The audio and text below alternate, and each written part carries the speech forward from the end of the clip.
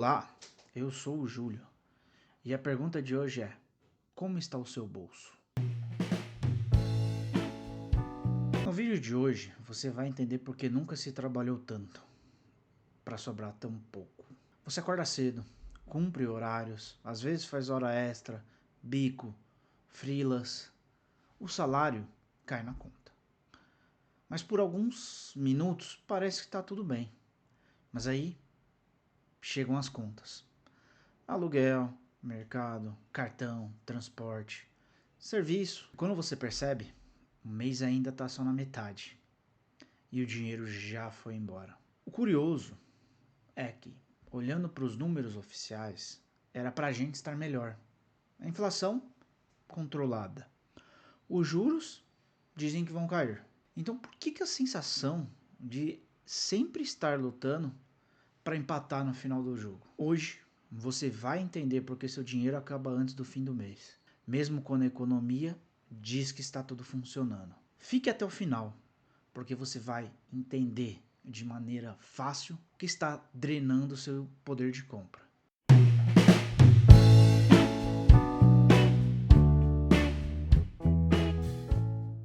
Agora, deixa eu te convidar a olhar para um número que parece pouco técnico, mas que no dia a dia ele vai definir sua vida. A inflação oficial, medida pelo IPCA. Na teoria, o IPCA mede a variação dos preços de produtos e serviços consumidos pelas famílias brasileiras. Mas na prática, ele responde uma pergunta muito simples e muito dura: quanto ficou mais caro viver no Brasil?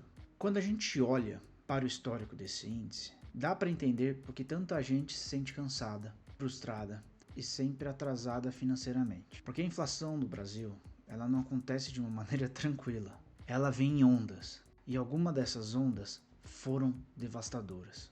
Dois momentos que marcaram profundamente o bolso do brasileiro nos últimos anos. O primeiro foi a crise econômica de 2015. Os preços dispararam, o salário perdeu valor e muita gente viu anos de esforço simplesmente evaporarem. E depois, em 2021, durante a pandemia, o mundo parou, os custos explodiram e a vida ficou ainda mais cara para se sustentar. E aqui tem um detalhe muito cruel, porque a inflação ela não machuca só no ano que ela sobe. Cada pico desses arranca pedaços do futuro do Brasil, destrói ganhos passados, anula aumento de salários, apaga conquistas silenciosamente. É como subir a escada devagar por anos e de repente a gente escorrega uns degraus de uma vez. Agora entra outro número que ajuda a explicar esse sentimento constante de aperto: a renda domiciliar real, já descontada pela essa inflação que eu falei, o IPCA. Ou seja, não é o quanto entra de dinheiro na sua casa, é o quanto realmente vale o que entra. Quando a gente divide essa renda pelo número das pessoas, a renda per capita, a realidade fica um pouco mais clara. Em mais de 12 anos, a renda real do brasileiro não cresceu 20%. Isso dá em média 1,5% ao ano. É nada. Especialmente quando você lembra que tudo o que aconteceu nesse período: crise, inflação, preços de produtos essenciais subindo, serviços cada vez mais caros. E aí você pega tudo isso e aplica para a sua vida. Você trabalhou mais, você ganhou mais experiência, você assumiu novas responsabilidades, você teve mais contas, mas o dinheiro, esse parece que não acompanhou. Por isso que tanta gente vive com a mesma sensação incômoda no fundo do peito, que a gente trabalha, se esforça, faz tudo certo, mas não consegue guardar, não consegue respirar. A gente não vê avanço, porque o problema não é falta de esforço, é que viver ficou mais caro, e ficou caro demais. E o dinheiro pequeno para dar conta de tudo isso. Antes de você continuar, deixa eu te fazer um pedido. Se esse vídeo já fez algum sentido para você até aqui, se inscreve no canal e deixa o like. Isso ajuda muito o conteúdo a chegar para mais pessoas que estão vivendo exatamente essa realidade. E fica comigo até o final, porque lá no final eu vou te mostrar uma informação que quase ninguém explica, mas que muda completamente a forma como você entende o seu dinheiro, as dívidas e essa sensação constante de aperto. Se você entender isso, muita coisa vai começar a fazer sentido. Agora, vamos falar do fator que pesa silenciosamente todo mês no seu bolso. Até aqui a gente falou sobre inflação, mas para completar esse cenário existe um fator que pesa e muito na vida de todo mundo: os juros. A base de todos os juros da nossa economia é a Selic. Ela funciona como um termômetro, tudo gira em torno dela: empréstimos, financiamentos, cartão de crédito, parcela e até investimentos. Quem define a Selic é o Banco Central, por meio do Copom, que é uma reunião que acontece a cada 45 dias. Quando a Selic sobe, o crédito fica mais caro, as parcelas aumentam, o consumo desacelera e a inflação tende a ceder. Quando a Selic cai, acontece o oposto. O crédito fica mais barato, as pessoas consomem mais e a economia ganha fôlego. Resumindo de forma bem simples, a Selic é o freio e o acelerador da economia brasileira. O problema é o contexto que esse freio está sendo usado.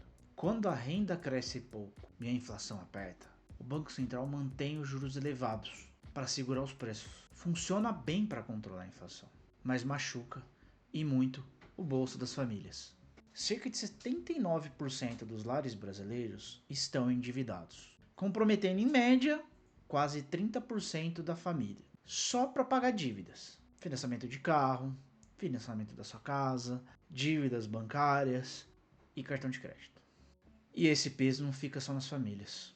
Em 2025, quase 9 milhões de micro, pequenas e médias empresas estavam com contas em atraso, acumulando mais ou menos 200 bilhões de reais em dívidas. Isso é um recorde histórico e não acontece por acaso. É o resultado de crédito caro, juros altos e a dificuldade de manter o faturamento em um ambiente econômico desafiador. No fim das contas, os juros conseguem frear a inflação, mas deixam um rastro de endividamento, aperto e cansaço financeiro pelo caminho. Agora vem a parte mais importante de todo esse vídeo, e talvez a mais chocante. Até aqui, a gente falou de inflação, de renda, de juros e de esforço. Mas nada explica tão bem a frustração do brasileiro quanto o que você está prestes a ouvir agora. Quando a gente olha para os dados desde 2012, usando aquele ano como base 100, a história muda completamente de figura. Eu vou citar alguns produtos e serviços que subiram muito mais do que a inflação. Por exemplo, para o seu cãozinho, todo o cuidado e a ração subiu 155%. O seu plano de saúde subiu 145%. A energia, a água e o gás, 140%. Veículos, 135%. Moradia, 130%. E educação, 125%. Enquanto isso, o IPCA oficial, aquele que aparece no jornal, subiu cerca de 95% no mesmo período. Ou seja, tudo aquilo que sustenta a sua vida subiu mais do que a inflação oficial. Isso não é um item isolado, não é um exagero pontual, é estrutural. Quando dizem que a inflação está controlada, estão falando da média, mas você não vive na média. Você vive de aluguel, luz, plano de saúde, educação, transporte, mercado. E é por isso que o dinheiro some mais rápido. É por isso que trabalhar mais não está resolvendo. O problema não é que você perdeu o controle, é que o custo de vida real dos brasileiros ficou mais caro. E quando você entende isso, a culpa sai um pouco dos seus ombros. Porque o jogo que ficou mais caro e o salário pequeno demais para acompanhar. Depois que você viu esses números, fica impossível não chegar a uma única conclusão.